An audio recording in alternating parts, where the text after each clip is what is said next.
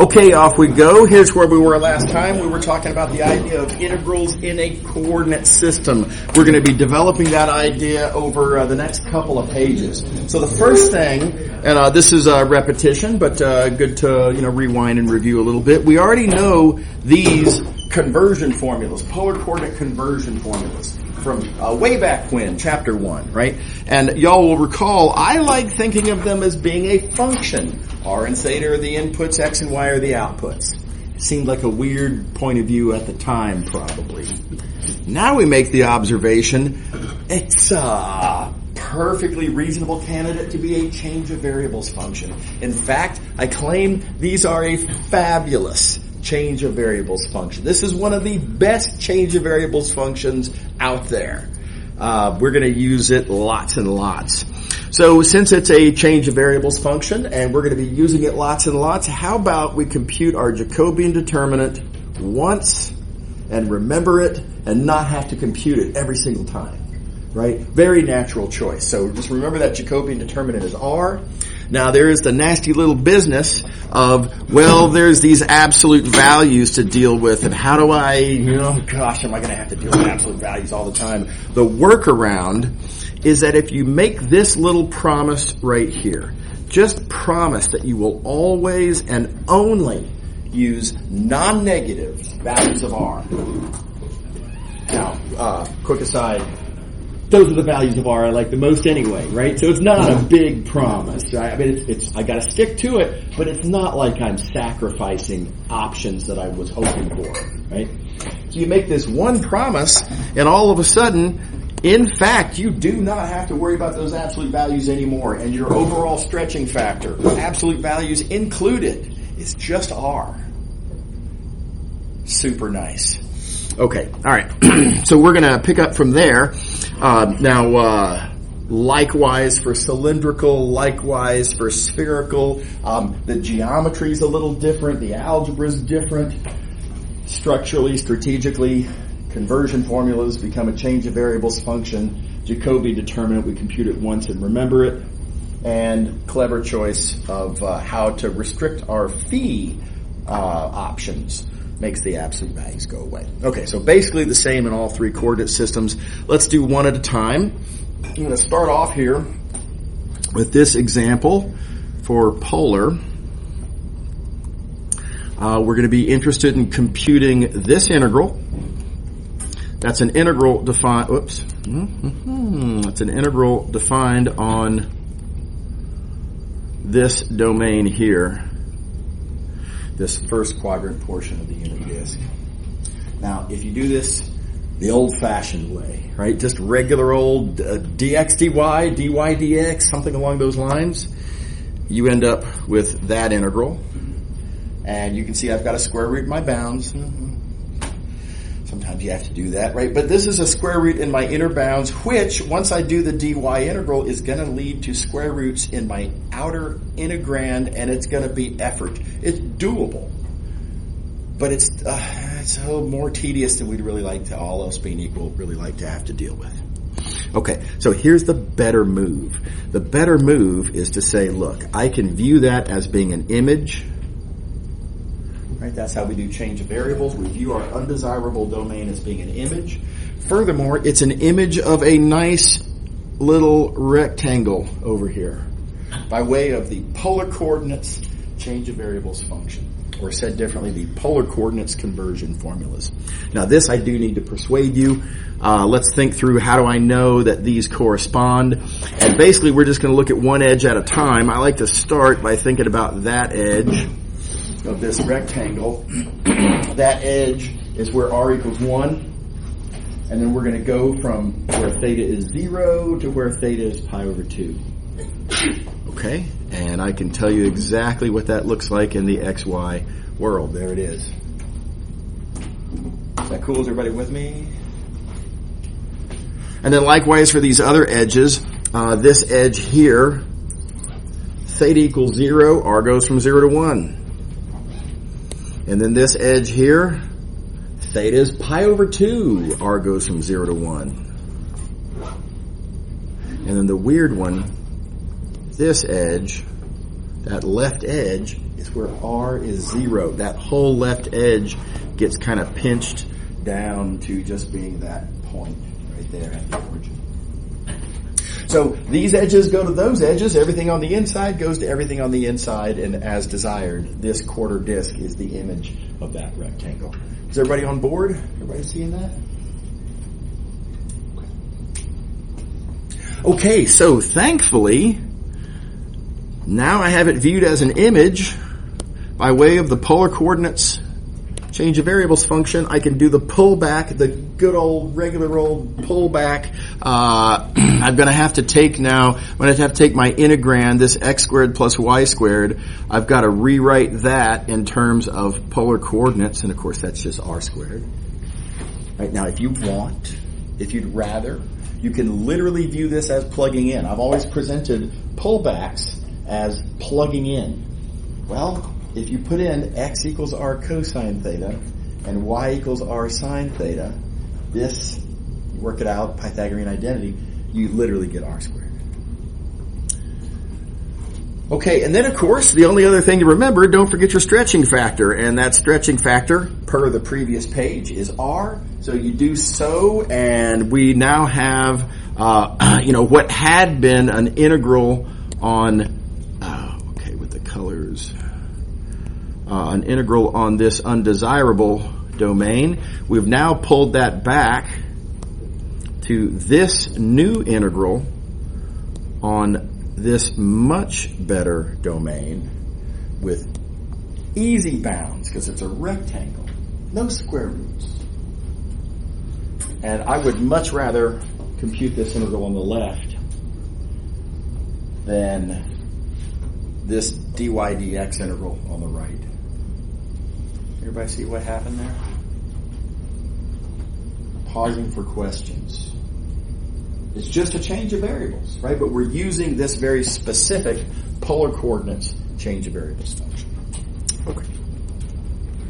All right. Now, by the way, the rest of the details. So altogether, the overall integrand. Again, don't forget this stretching factor. That r is part of our new integrand, and the way we do an antiderivative of r cubed is it's 1/4 r to the 4th, and you plug in the bounds, yada yada yada.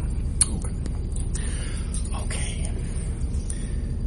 There's a better way to think about this. There's a streamlined way to think about this, and it's based on this observation right here, and that is when you're doing, for example, theta slices.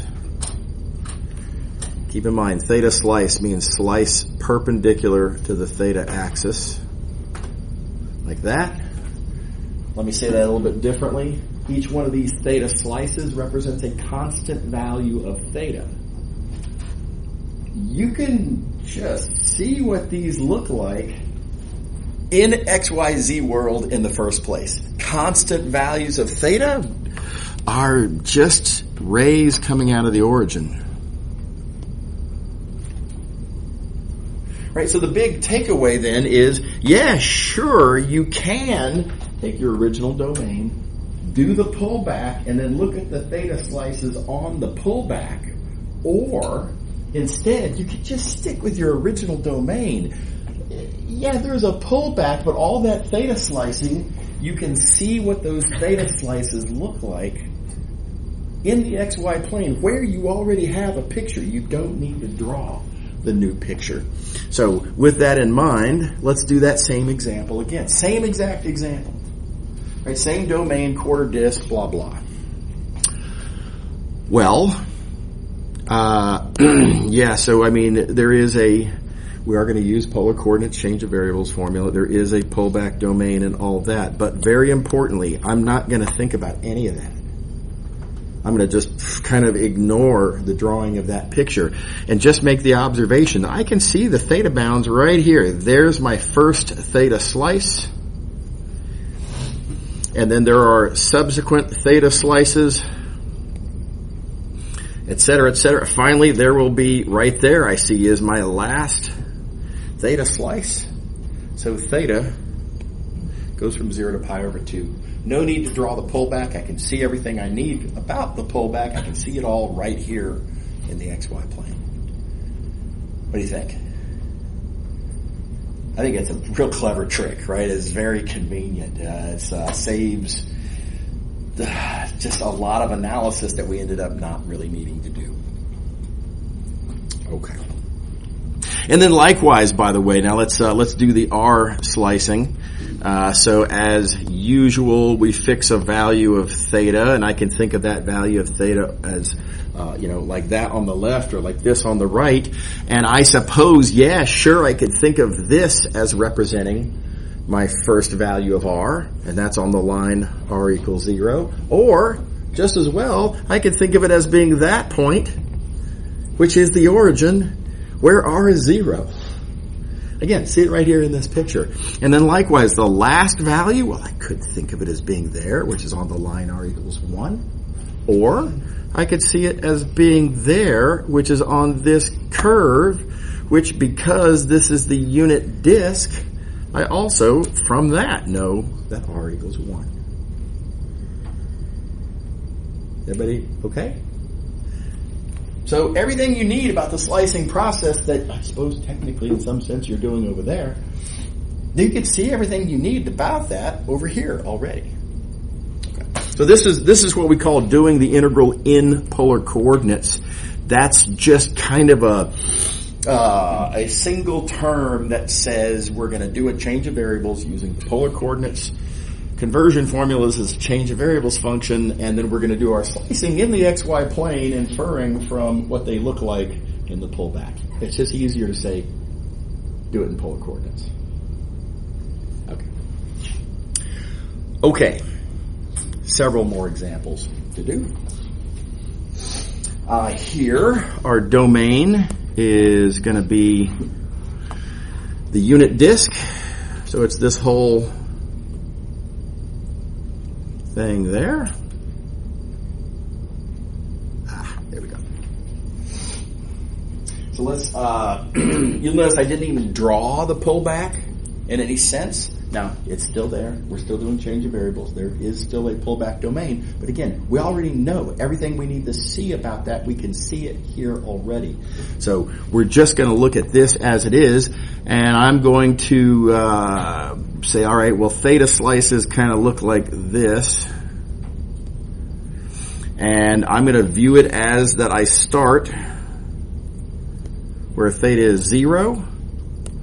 And then I go all the way around. And then I'm done when I get back to the same direction I had been pointing, but of course I've actually gone all the way around. I've actually added 2 pi to the angle by going all the way around, so we end with theta equals 2 pi. So ends with 2 pi, starts with 0. Is that cool? Was everybody happy? Does that look believable?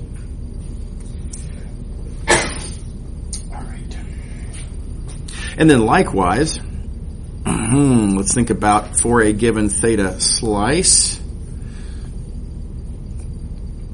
What can I say about R? Well, R starts there where R is 0. And it ends there, which is on that curve. Don't forget that this is the unit disk, so that boundary curve is where R is 1. Okay. All right. And don't forget your stretching factor. Very easy to forget that stretching factor, by the way. It's a phenomenon. It's, I think, a consequence of the fact that, students are focused on looking at the domain and thinking about the slicing process and identifying the relevant angles and the starting point and the stopping point and what are the corresponding curves and the equations of those curves. Wait a minute, I need it in polar coordinates. There's a lot going on just to figure out the bounds, and once you get that done, you experience this, that feeling of completion and satisfaction, and sometimes students just forget to put the R in there. And it's a big deal. That stretching factor, of course, is kind of, if you think back to change of variables, it's kind of the most sophisticated idea. It's the most multivariable calculus of all of the ideas that go into change of variables. Right? So it is really important This is a glass half full, glass half empty type situation. I encourage the glass half full point of view. And the glass half full point of view is, that's an important idea.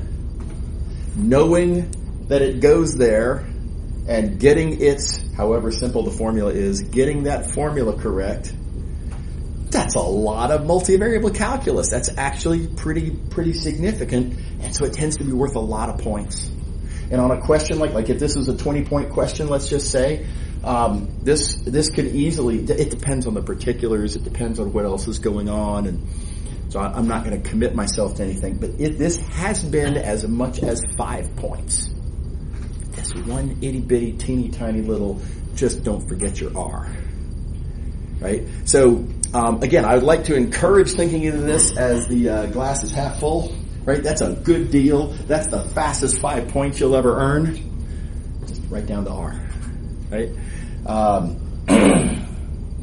The glass half empty take is, if you forget it, you get 5 points. That's 5 points gone that you could have had, right? And so that seems harsh, but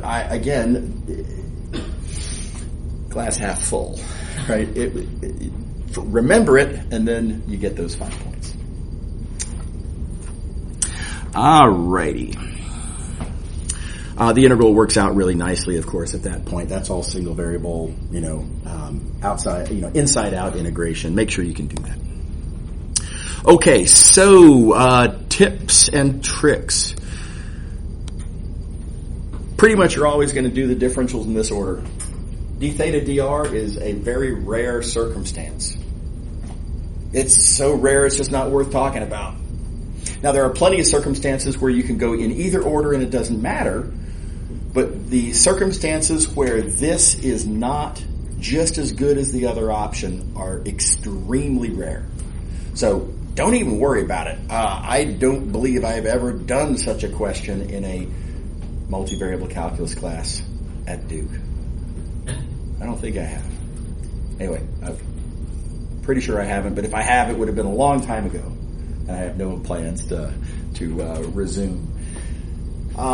So just always do dr d theta as your order. The other thing is, again, and we just made a big deal out of this, but don't forget that stretching factor. It's a super big deal, and the way you remember, or a way to help you remember, is always write down the whole thing, r dr d theta, all at once. Now, I think this makes loads of sense. For one thing, if you develop a habit, you always write r dr d theta all at once, all at the same time, then that habit will just help you remember. Right? The other point about that is, you'll never need dr d theta by themselves.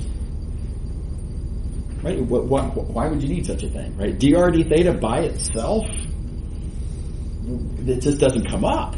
Right? So you might as well. It would be unnatural, arguably, to write dr d theta without writing the r first. So I hope that makes sense. If nothing else, this is a little, psychological life hack to keep you from accidentally forgetting and, leaving free points on the table. So strongly urge that you do this. This is a little ritual that I try to follow myself. I am not perfect at that. I still forget sometimes, right?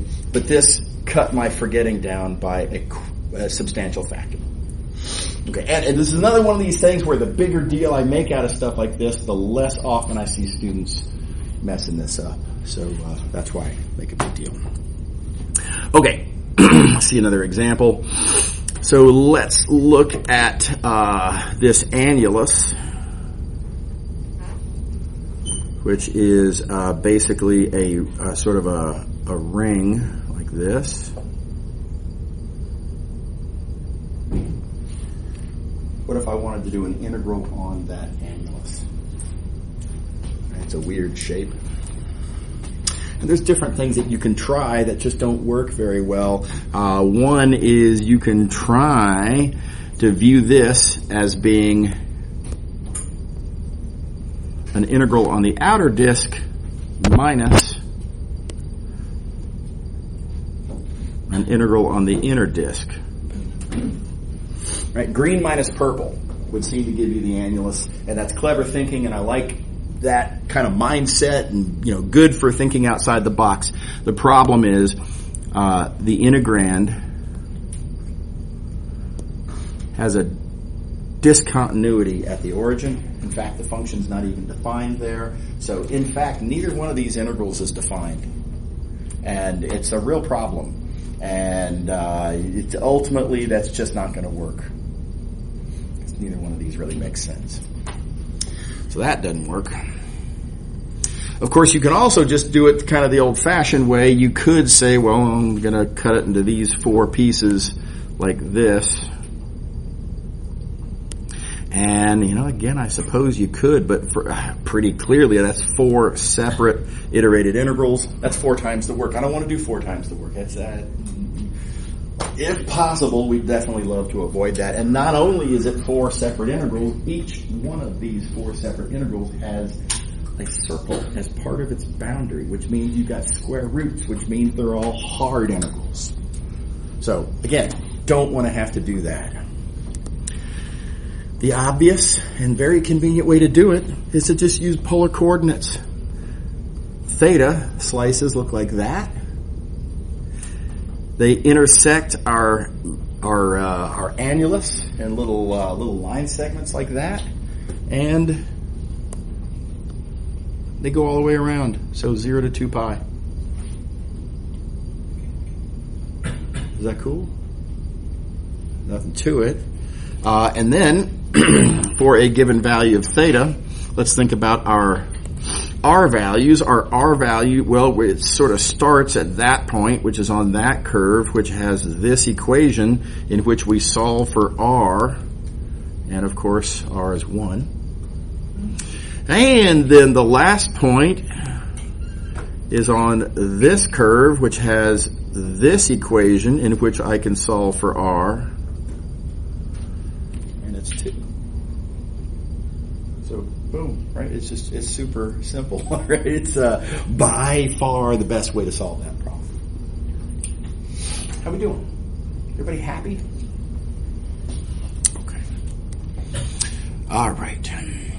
Don't forget that stretching factor. Super easy to mess that up. Super easy to mess that up. So, be careful. Okay. Again, you can help yourself to not forget that by writing down RD theta at the very beginning, right? Before you even start thinking about your bounds, just write down RD theta. Now you've already not forgotten. Okay, is everybody happy? Okay. Another example. Weird domain. It's this gray, now green region here, sort of a solar eclipse looking thing.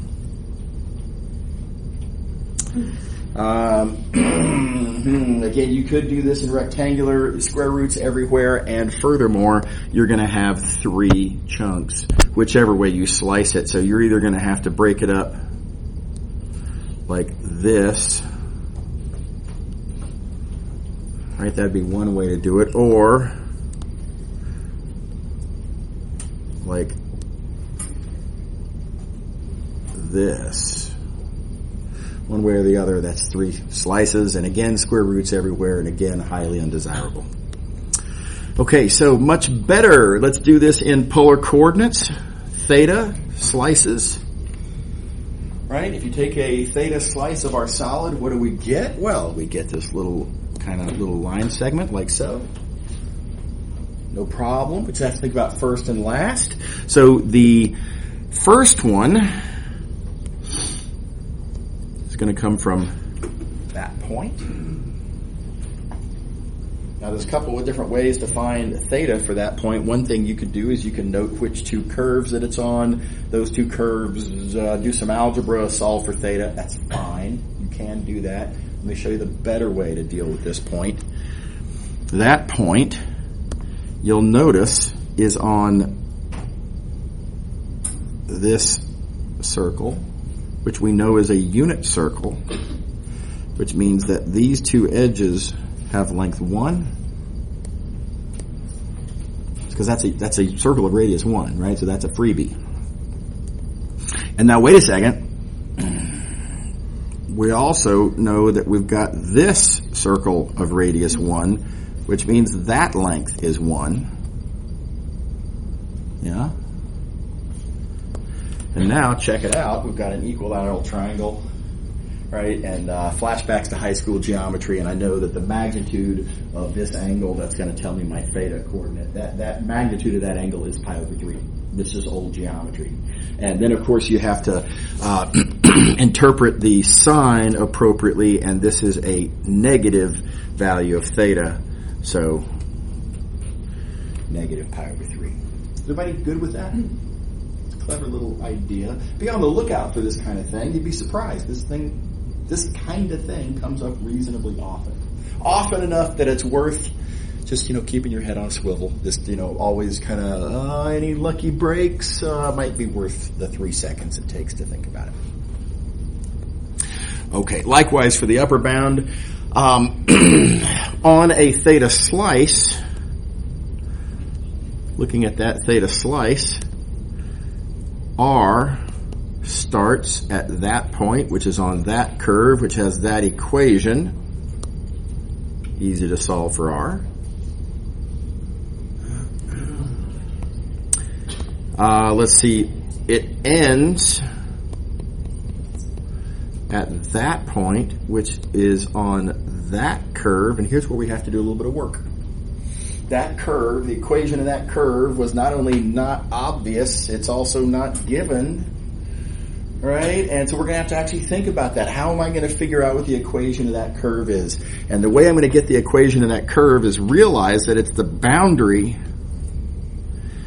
of the disk described by that inequality. Right? So the equation then is, the equation of that curve is x minus 1 quantity squared plus y squared equals 1. We're interested in the boundary, so that less than or equals becomes an equals. And then chapter 1, converting a rectangular equation to a polar equation. There's a little process there. All you're going to do is just plug in the conversion formulas. X is r cosine theta, y is r sine theta, and you crank out the algebra. Make sure you flash back to chapter 1. Make sure you're good with all of that stuff. Make sure you're proficient with the process. This is what you'll end up with. So, reminding ourselves now, where were we? We're looking for the upper bound for R. That comes from this point. It's on that curve, which, thankfully, having done this algebra, we now know has this equation. Solve for R. And there you go. Everybody good? Okay. This is a great example. I really like this example, and it makes me sad that we just don't really have time to do the whole thing. This is an example that's arguably of historical interest. This is an important integral to be able to compute. The reason this is an important integral is because e to the negative x squared, anyone who's taken a stat or probability class knows this relates to something called the normal distribution. And it's one of the most important, it's one of the most intrinsically natural probability distributions that exists. It's just really, really important for sophisticated, powerful reasons. Shows up in the real world, in the way plants grow and stuff like this. It's very, very natural. Also, integrals are how we compute probabilities. So this integral is really, really important to be able to compute. Problem, we don't know how to compute an antiderivative of e to the negative x squared. There is no closed form antiderivative. So how are we going to compute an integral if we can't use the fundamental theorem of calculus? Right, that's a nasty, significant problem. There's a very clever solution to it. These first several steps are going to use some ideas that y'all are currently dealing with a homework exercise, the AHP question. I've forgotten what number it is. but it's something that y'all are working on for the homework set that's going to be due on Sunday. And the idea is that constants move in and out of integrals for free. Right? And you just have to keep track of, wait a minute, what is a constant at which stage of the calculation? Okay. So that part I'm going to let y'all think through. It's, again, totally analogous to that AHP exercise. So here's where we're at then. We start off trying to compute this integral. And what we've done, or what y'all will have done, is to realize that you can relate it to this seemingly harder integral, right? And that's the weird thing. This happens sometimes. Sometimes the best way to solve a hard problem is to turn it into an even harder problem. And I've seen several examples of this over the years, as I was learning math when I was y'all's age. So how does it help to turn it into a harder problem? In this case, the reason it helps is because it gives us a different toolbox. And if you want to compute a double integral, you can instead think of it in polar coordinates. This is all you get, right? This double integral, if you write it in polar coordinates, becomes this. And don't forget your stretching factor. Right? Always very important. Don't forget your stretching factor. And now look at our integrand. Our integrand has an extra factor of r. That allows substitution to work very nicely. Just let u equals negative r squared, and this falls apart in a snap. So super easy to work out this seemingly much harder problem. Is everybody good with that? Real clever move. Anyway, I think that's a fun one. So again, make sure that you think about how the homework exercise will allow you to turn that into this. And as always, come talk to me if you have any questions about any of that. Happy to help anytime. Okay, all right. So let's talk about cylindrical. We've already made the observation. Same story, right? Cylindrical, same as polar. We have conversion formulas. We can think of them as a function. I can choose to call it a change of variables function.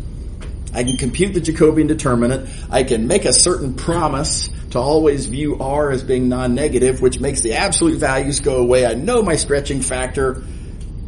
And again, I don't even have to draw the pullback. I know what theta slices look like. Theta slices, constant values of theta in r theta z world. Constant values of theta in XYZ world look like that.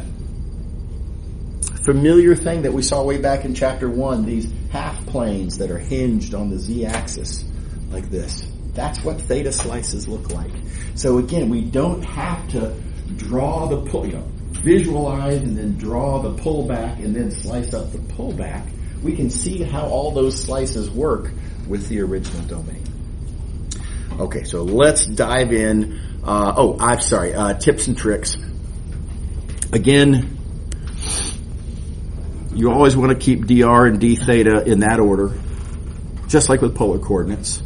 The only sort of additional consideration is, do I put the dz on the outside or do I put the dz on the inside? So of your 6 different options, you'll basically never need any except for these 2. So I would encourage you not to even entertain any options other than these 2. Keep your dr and your d theta together and keep them in this specific order with the dr inside of the d theta. Okay. And again, don't forget that stretching factor. And again, you can help yourself not forget that stretching factor by writing it down together with the differentials as you write down those differentials. Just write down the whole thing all at once. Why wouldn't you do that? You'll never need these differentials without needing that r also. Okay, let's do one. Arbitrarily, I'm going to do the differentials in this order. We'll do the other order in a second. Let's do this one first. starting with d theta on the outside. Well, here's our theta slices. This is what a theta slice looks like.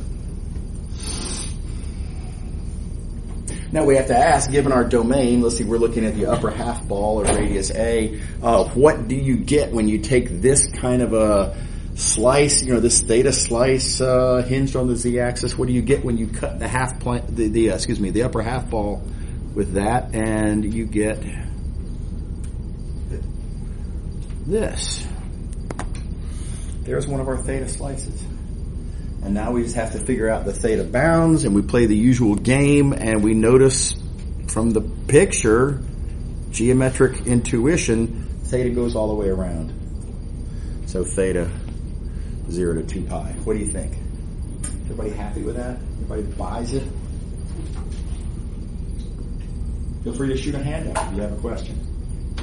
I'm noticing it's a quiet day, so feel free to think of this as an opportunity. Nobody else is asking questions, so that was your chance, right? Okay. All right, so now we fix a value of theta. Now we want to think about our R bounds, moving outside to in as usual. Okay, R kind of goes that way. Our R slices are going to sort of look like this, etc. Right, and again, let's think first and last. Let me clean up my picture here. There's my first slice. What is the value of R on that first slice? Well, it's on the z-axis where R is 0. So again, you get some freebies sometimes. Sometimes it's really from the picture, just perfectly clear, and you could just write it down. Totally fine. The last slice, again, after we, continue this slicing process, the last slice will be at that point right there. And at that point, our R, if you think about it, is also, in fact, a radius of that sphere. And so another kind of, I wouldn't call it a freebie, but easy geometric observation that shows that value of R is A. Very happy.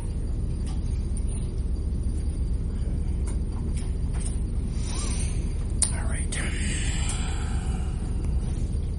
Okay, so now, again, as usual, we fix both the R and the theta. We look at an R slice, a representative R slice of our representative theta slice. We're looking only now at that little blue little twig thing, and now we want to talk about Z.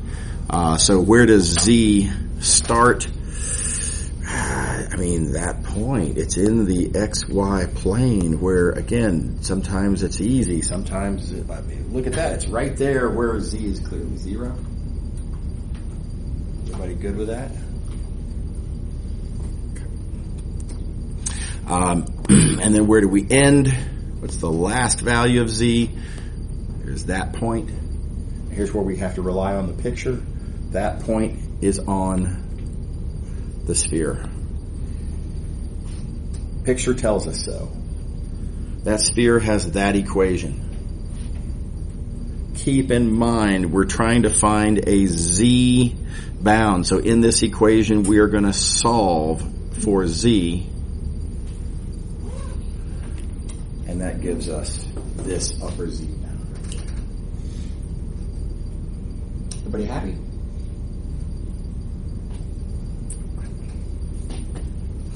All right, now again, you can't tell from the way I wrote this, but I'm fairly sure that I did, in fact, write all of this down together at the same time. Hope I did, right? Certainly that's my intention. And more to the point, though, I didn't forget my stretching factor. So however whatever tricks you use to make sure you don't forget that stretching factor, make sure not to forget that stretching factor. Okay. All right, now what we're going to do, we're going to consider the same exact domain. Same exact domain. But now we're going to do our differentials in the other of our two orders that we will always be choosing from. Okay. Starting with dz on the outside. That's what a z-slice looks like. Geometric appeal, when you take that solid and you slice horizontally per that z-slice, you're going to get a disk. Right? That's the geometry. First and last. Okay, well, the first one is down here where, again, it's in the xy plane. Pretty clear z is 0. The last one, up there at the North Pole, where z is, in fact, a radius again. And so, because that's a radius and the radius is a, we end with z equals a. Everybody happy? Right. Okay, so then let's see here. Now we're going to fix a z-slice. Whoops, wrong color. Fix a z-slice. We're going to think about theta. Now, what is a theta slice of this z-slice? And again, you just got to think about the geometry. Here's what theta slices look like. Geometric appeal. If I take this disk and slice it by this theta half plane, hope it seems reasonable. Look at that little line segment. Look at that little twig looking thing. Is that cool? Everybody on board?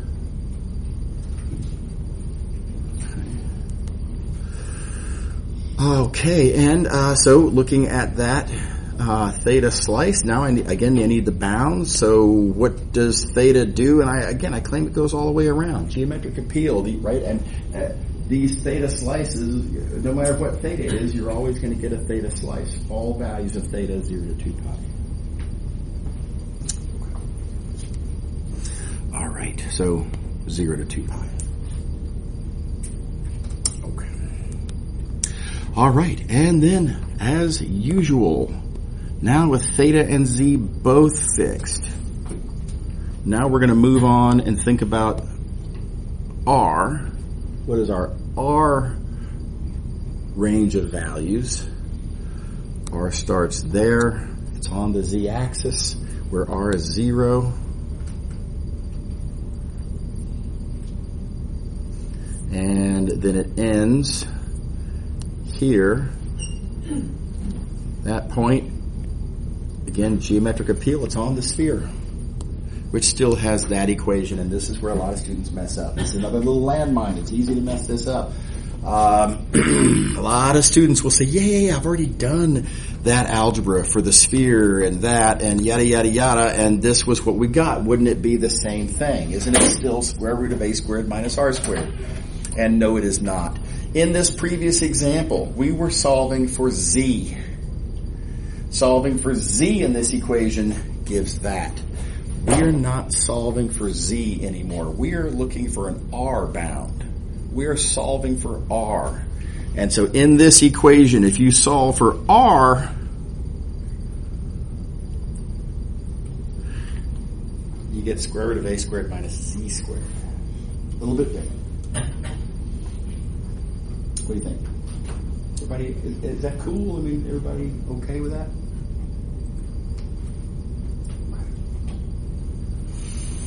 Okay. Again, write down the whole thing all at once. Don't forget that R by whatever means you prefer, right? But oh my gosh, so important. Don't forget that stretching factor. Super big deal. Okay. All right. So moving along, spherical coordinates. And let me go ahead and scroll back to where we had been just because, why not? Same deal. Conversion formulas make up a function that actually is pretty serviceable as a change of variables function. In fact, again, a super important, extremely important change of variables. One of the most important change of variables functions that there is this spherical coordinates change of variables function. So again, let's compute that stretching factor once and memorize it so we don't have to reinvent the wheel every single time. Again, everyone should do this calculation. It's going to take you 5 minutes. It's a little annoying. It's not that bad, though. It's just trig, and the Pythagorean identity kicks in very nicely, like at least 3 times. I forget exactly.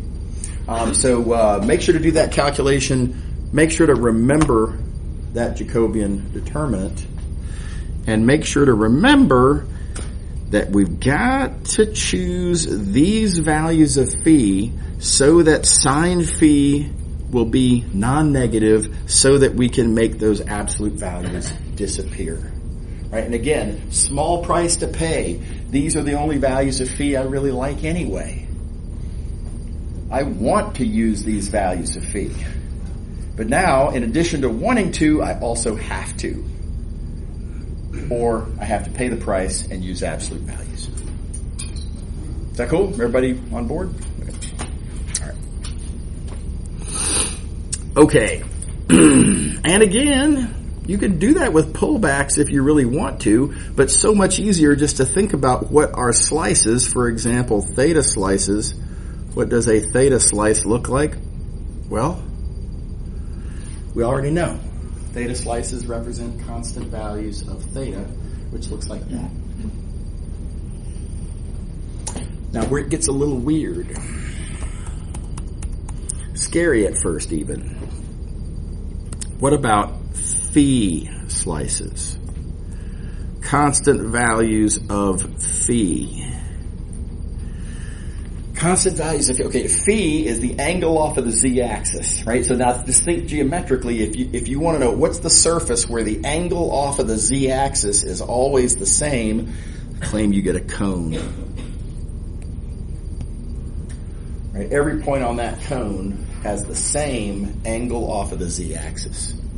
Right? So weirdly, this is what phi slices look like, and it's strange because they're not flat. At least not in the sort of artistic sense, right? There's clearly a sort of a curviness to the cut. I don't know how to do this with a regular old knife, right? I don't think I have the kitchen talents for that. And it's geometrically challenging to think, okay, how would these kinds of slices, which you can see sometimes they're sort of taller and thinner, sometimes they're shorter and wider, depending on what that value of phi is. We got a bunch of weird looking kinds of slices, and thinking about how those intersect is a problem. Here's the good news. We are always going to be using, let's see, I got my colors out of order here. We're always going to be putting theta on the outside. And so when we get around to doing our phi slices, it will always be phi slices of our existing theta slices. And if you think about what that means up here in this picture, what is the intersection of one of these cones with one of these half planes? And very nicely, it's just a little line. Nice and flat. So the scary of this picture, it doesn't affect us. As far as we're concerned, we're only going to be seeing this. Does that make sense? Okay. All right, and so same tips and tricks. Again, with the good news, always use this ordering.